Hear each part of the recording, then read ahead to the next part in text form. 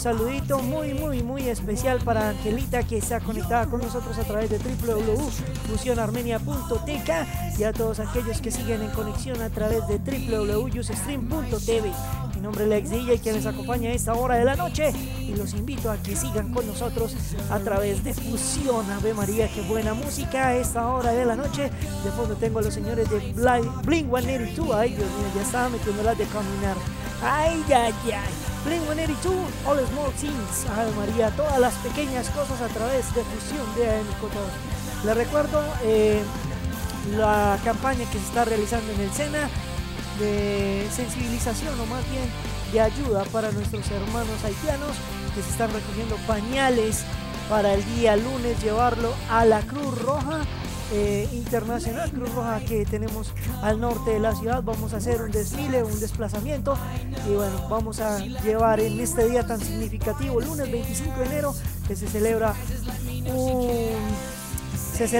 más bien es una recordación de este evento que nos sucedió en 1999, y ahora en el 2010 completa 11 años de habernos pasado esta catástrofe tan espantosa que fue el terremoto del 25 de enero en la ciudad de Armenia.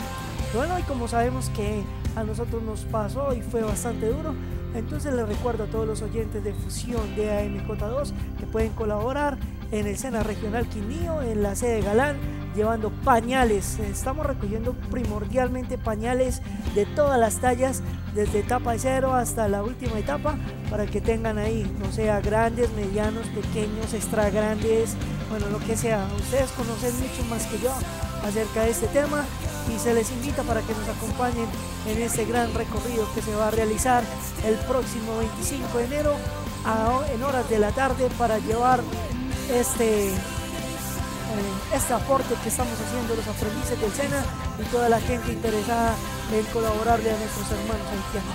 Bueno, estamos en Fusión de AMJ2, me voy con más música. A esta hora llega el señor Daniel con una excelente canción llamada No Puedo Sacarte de Mi Mente. Eso le pasa a uno con esas hermosas niñas que lo vuelven a uno un 3. Un saludito para Angelita Díaz, un beso enorme. Esto es dedicado. Te quiero mucho, hermanita.